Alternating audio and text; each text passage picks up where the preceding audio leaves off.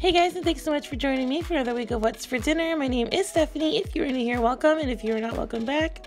This week will be extra fun because I have decided to do another Pioneer Woman themed week of What's for Dinner. So I've got 3 delicious recipes from her that I've tried for the first time with you guys, and I do not regret any of it. These were all super delicious. But yeah, so let's go ahead and get started.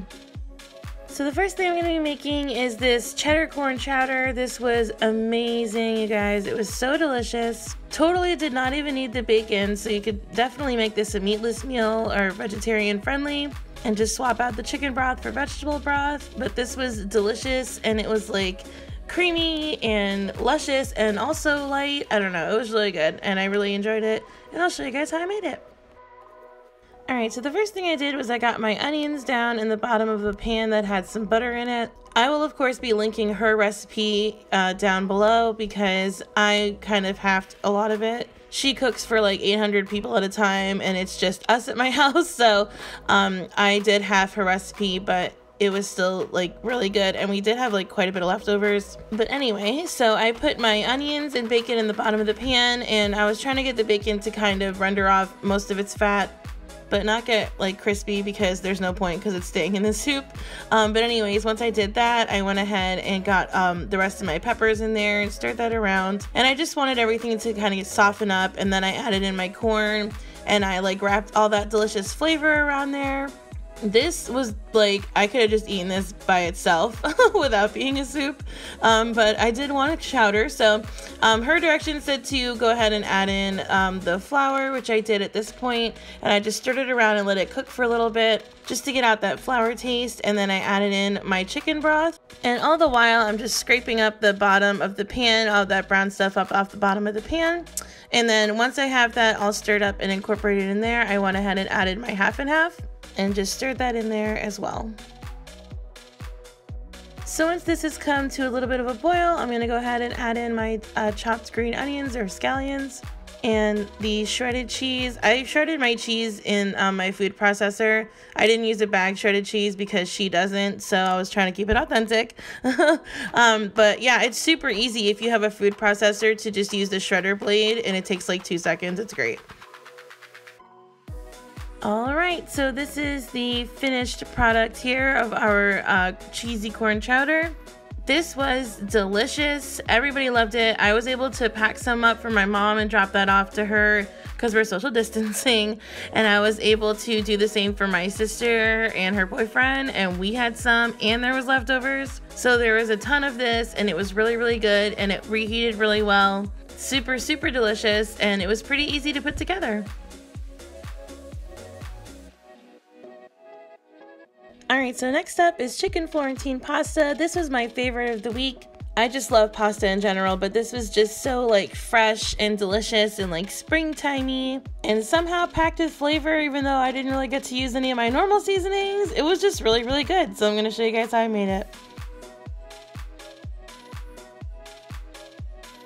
Alright, so I just went ahead and got some butter and olive oil melted in the bottom of the pan here, and I've gotten my chicken in, and it was killing me that I could only put salt and pepper on it.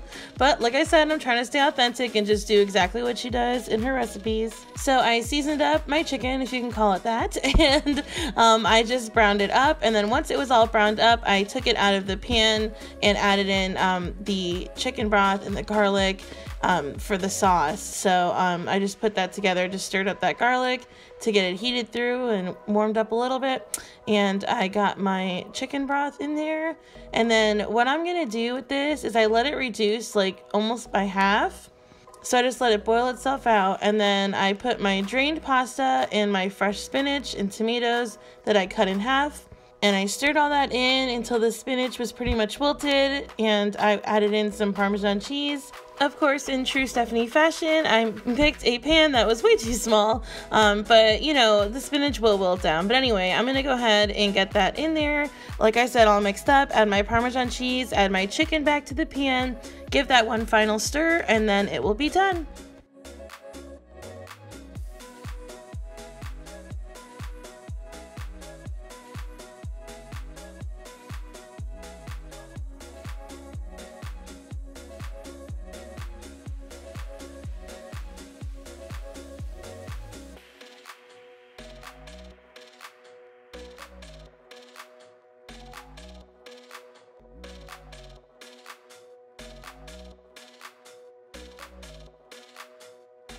Alright guys, so this is it. I just shaved some Parmesan like in big pieces on the top because that's what she did in her recipe video.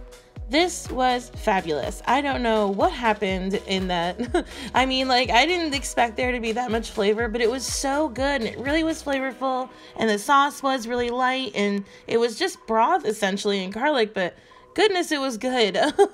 I think that Parmesan cheese probably made all the difference as well, and there's Josh's hungry hand about to get some.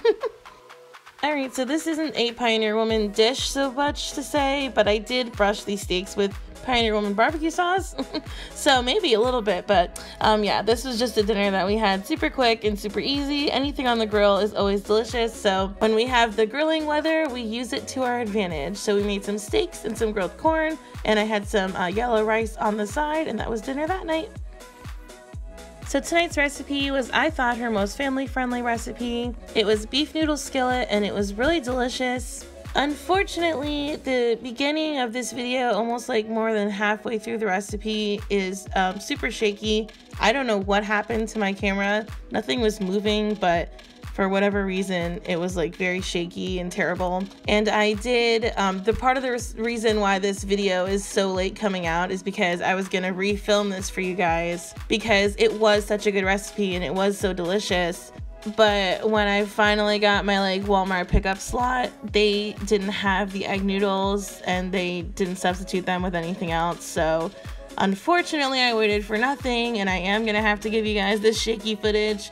But if you do not, like if you can't handle it really, which I don't blame you because it is annoying to watch that, you just go ahead and fast forward through till about where I add in my noodles, and then it's not so bad. So again, I'm so sorry guys. I really wanted to remake this for you so that you could watch it and not feel like motion sickness, but this was the best I could do. So I'm gonna show you guys how I made this.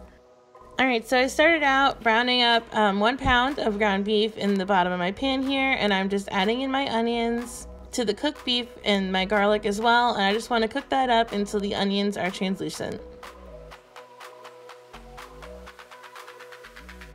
Once my onions have gotten going here, I'm going to go ahead and add in my paprika and my tomato paste and give that a really good stir around the pan.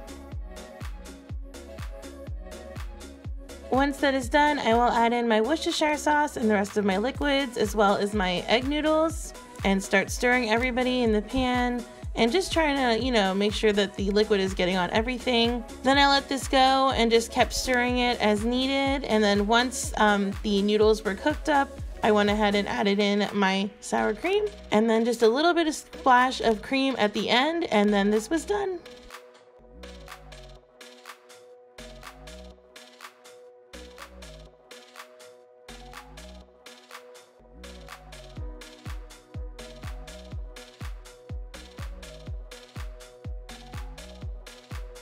So here it is, all plated up. This was so delicious, you guys.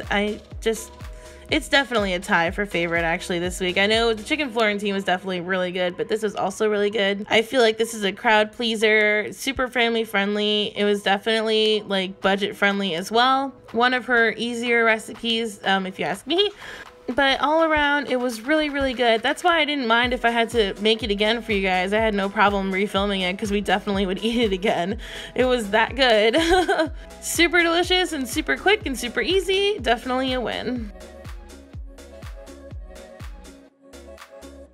Alright friends, that's going to do it for this video. Thank you so much for being so patient with me in regards to getting this out. Unfortunately, with the circumstances surrounding us, it's a little difficult to get certain ingredients needed for recipes, so this did take a little bit longer for no reason because I couldn't get them anyways. But I do appreciate you guys are so kind. But anyways, all these recipes will be listed below. Thank you guys so much again. Like I said, I hope everybody has a super blessed, awesome, and safe week, and I'll talk to you guys later. Bye!